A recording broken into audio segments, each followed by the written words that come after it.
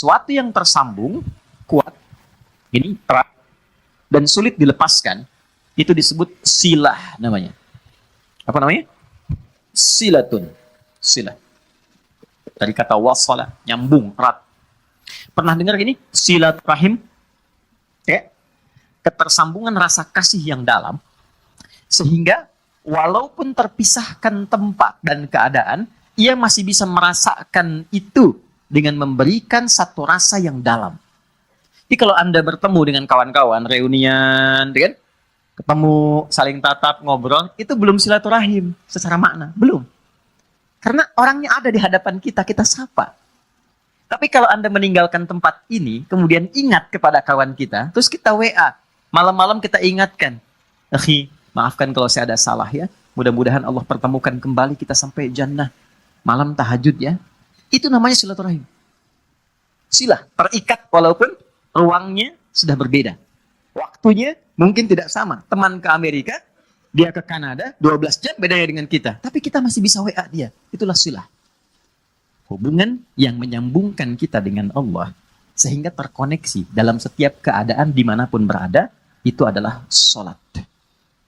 Kenapa sholat disebut dengan sholat? Ya, padahal sholat kan namanya doa, kan? Ya kan? Tapi kenapa disebut dengan kalimat sholat? Untuk memberikan kesan ibadah ini melatih kita supaya terkoneksi dengan Allah secara erat dan kuat, sehingga di setiap keadaan kita tersambung dengan Allah. Oke, teman-teman yang laki-laki nih, Anda punya koneksi dengan orang yang punya kedudukan. Gampang nggak pekerjaannya? Gampang. Ibu terkoneksi dengan Korlantas, lalu lintas gampang kan? Dikawal, kan? Anda punya koneksi dengan Allah, apa yang sulit bagi Allah? Nih, kalimat mahal ya. Anda boleh catat ini. Mau bikin status juga silahkan. Terserah. Tapi yang penting status kita di hadapan Allah.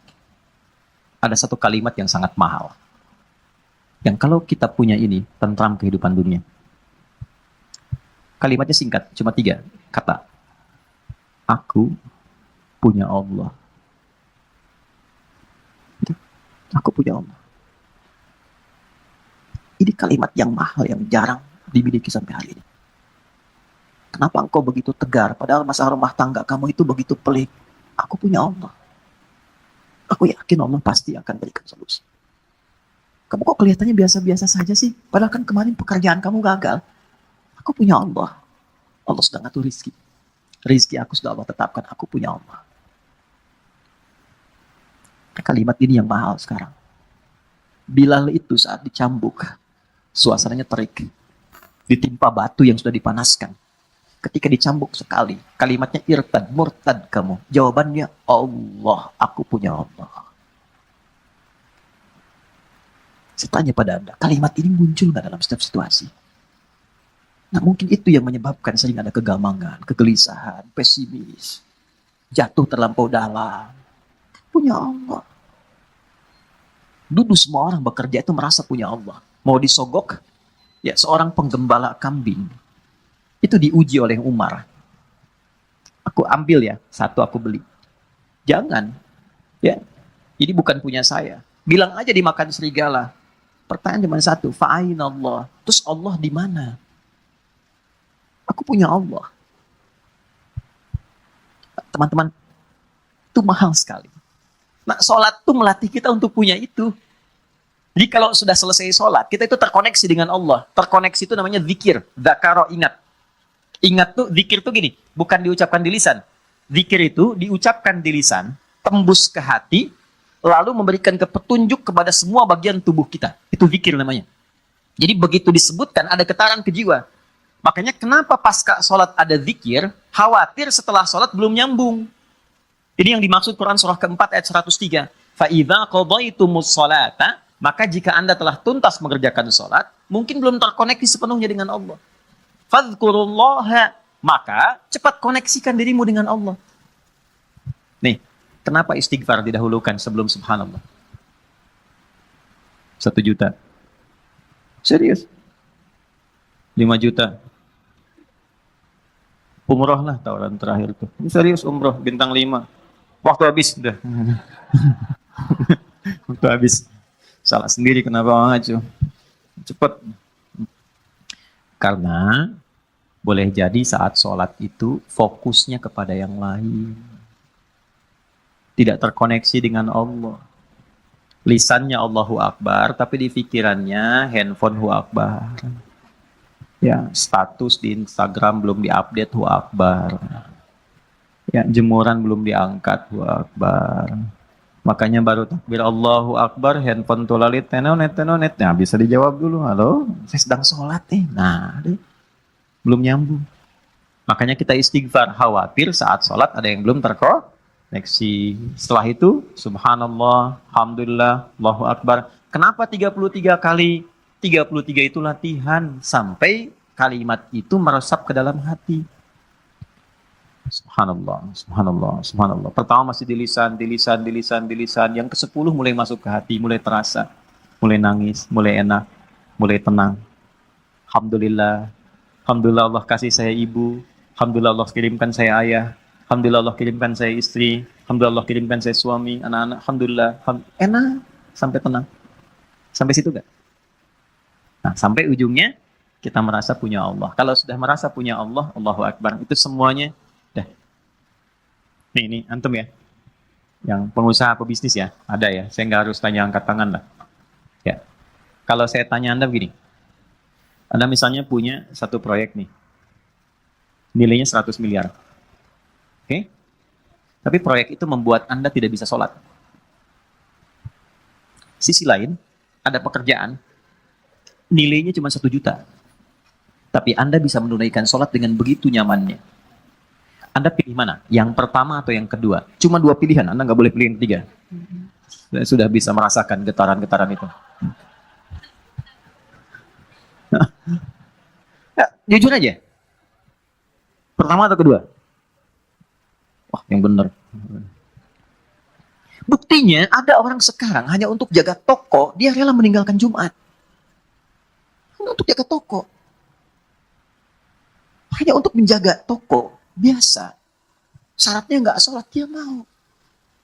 Padahal kalau ditanya siapa yang ngasih rezeki, dia jawab Allah. Itu kan ada yang salah gitu. Ada yang salah. Lihat, Abdurrahman bin Auf itu ditawari begini. Abdurrahman bin Auf itu kan orang kaya luar biasa sebelum masuk Islam. Tapi levelnya masih 1. Setelah masuk Islam di nomor 3. Yang tertinggi. Kan cuman begini tawarannya. Kamu kalau mau ikut Muhammad SAW, semua aset kamu kami sita. Oke? Silahkan ikut. Dan gak boleh bawa apapun. Cuma baju yang melekat di badan. Gambaran orang-orang pada saat itu akan menempuh perjalanan kurang lebih 400 km. Lewat naik turun bukit, badai mungkin datang, gak akan selamat sampai ke Madinah. Di Yathrib saat itu. Berangkat. Anda kalau di posisi Abdurrahman bin Auf, ditawarkan demikian. Tawaran keduanya, tinggalkan ajaran Muhammad, tinggal di Mekah, kami angkat Anda menjadi hartawan terhormat dengan proyek nomor 1 di wilayah ini. Kalau Anda di posisi Abdurrahman bin Auf, silahkan ikut Nabi, tapi tinggalkan semua aset Anda 1 triliun. Bawa pakaian saja.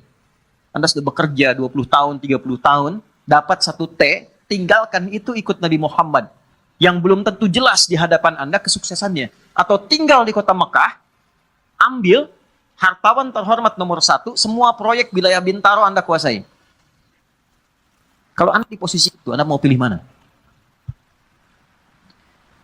Nah, yang mau saya katakan, apa yang melatih seorang Abdurrahman bin Auf, sehingga mengambil keputusan, saya tetap ikut Nabi. Itu kan pertaruhan tinggi. Jadi iman itu teman-teman di atas segalanya. Punya Allah itu di atas segalanya. Jadi kalau orang kehilangan proyek, kehilangan job, tapi merasa punya Allah, itu nggak ada apa-apanya. Karena masih merasa punya Allah. Itu yang mahal. Jadi nggak bisa ditukar dengan masalah. Kalau Anda punya masalah seberat apapun, tapi Anda punya Allah, itu kecil. Ya, melatihnya nggak semudah yang diucapkan. Karena Abdurrahman bin Auf memilih untuk ikut, istrinya belum siap. Itu poinnya. Begitu diberikan pilihannya kepada istrinya memilih tinggal di Mekah. Tawarannya sederhana. Anda ikut seperti suami, berangkat dengan pakaian melekat, tinggal harta suami kami serahkan kepada Anda, dan silahkan pilih pria paling tampan di wilayah Mekah ini, kami fasilitasi pernikahannya. Ibu kalau di posisi itu, jangan lihat suami lah, sini aja. Kalau di posisi itu, ikut suami atau tinggal di Mekah? Kan pelan jawab suami. Kan? Kamu andanya nggak dilirik suami. Oke. Ternyata tinggal di Mekah. Ya, tapi karena keyakinan kuat dan merasa punya Allah, perhatikan, orang yang sudah mengkoneksikan dirinya dengan Allah dan punya Allah, maka Allah jawab. Ini yang dimaksud rumus Quran surah kedua di ayat 152.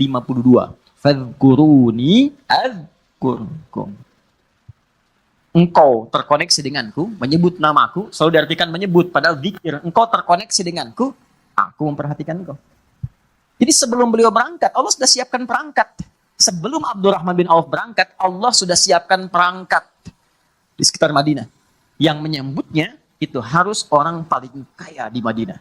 Itulah hebatnya orang Madinah. Yang haus disambut oleh orang bawa minuman. Yang lapar disambut oleh orang bawa makanan. Orang yang menolong seseorang sesuai sifatnya disebut dengan ansor namanya. Oke? Jadi ada orang datang ke rumah ke RKM, Mas Dimas lapar nih, disambutnya oleh santri yang bawa makanan. Ya. Ada orang yang wajahnya kelihatan tuh murung, punya utang. Dan disambutnya oleh orang yang dari lazis, gitu kan? Nah, itu ansor namanya. Maka disambutnya oleh orang yang paling kaya dan digerakkan hati untuk mengatakan kalimat ini. Akhil karim, sami'tu annaka kunta ghaniya atau kama qala. Saudaraku yang mulia, aku dengar engkau pernah kaya. Lihat secara psikologi ya. Lalu jatuh fakir. Dia menyimpulkan begini, kalau pernah kaya dan kemudian turun statusnya, berarti kan ada pengaruh gaya dalam hidupnya. Berubah. Saya sering kutip rumus gaya itu F1 sama dengan F2. Ya, gaya gerak sama dengan gaya dorong. Kan? Pelan jadi pelan, kencang jadi kencang. Kalau naik mobilnya angkot, kan turunnya juga menunduk, terus sedekah kan. Kalau mobilnya lebih bagus kan langsung begini, kadang-kadang nggak bisa buka pintu ya. Ya kan? F1 sama dengan F2. Tapi kan ada hukum Pascal di dalamnya. F berbanding lurus dengan P. Gaya berbanding lurus dengan tekanan. Semakin banyak gaya, semakin tertekan hidupnya. Oke? Saat punya sesuatu, gayanya kebanyakan. Gayanya banyak. Begitu sesuatu itu hilang, gaya nggak tertahankan. Akhirnya flexing demi gaya. Maaf, ada inflasi gaya gitu. Ya. Berlebihan. Nah ini kan jadi tekanan. Nah dia menilai begitu. Dia nggak tahu kalau Abdurrahman bin Auf ini sudah dididik ya oleh Nabi, punya Allah. Ditawarkannya begini, saya dengar Anda pernah kaya. Kalau ingin kaya lagi, ambil setengah harta saya. Coba. Kalau Anda ingin, saya dengar Anda ditinggalkan keluarga dan istri. Kalau ingin menikah lagi, pilih perempuan paling cantik di Yathrib ini. Sekalipun bagian dari keluargaku, aku fasilitas pernikahannya. Gantian ya Bu. Kalau Anda di posisi itu, dan tidak harus lihat ke sana, apa yang Anda pilih? Diterima atau tidak ditolak sama sekali? Saya sudah tahu wajahnya, nih percuma saya tawari. Berat ya? Ya kan? Ketemu orang paling kaya itu kebunnya paling banyak, ya, macam-macam, untanya paling banyak. Ya mungkin kurang lebih 5T lah asetnya, bagi 2,5T. Tawaran pertama, di kesempatan pertama, ditawarkan 2, dijawab 2. Au kama qala jazakallahu khaira, arini ainal aswaq. Terima kasih, semoga Allah berikan pahala atas tawaran kebaikan Anda. Cukup tunjukkan padaku di mana pusat bisnisnya. Tuh. Beliau bukan anti untuk dapat materi atau menolak kebaikan, bukan. Ingin menunjukkan saya punya Allah dan saya akan buktikan rasa memiliki saya dan rasa punya Allah itu melebihi atas apa yang Anda tawarkan. Cuma butuh waktu 1 tahun sampai 2 tahun jadi orang paling kaya di kota Madinah itu.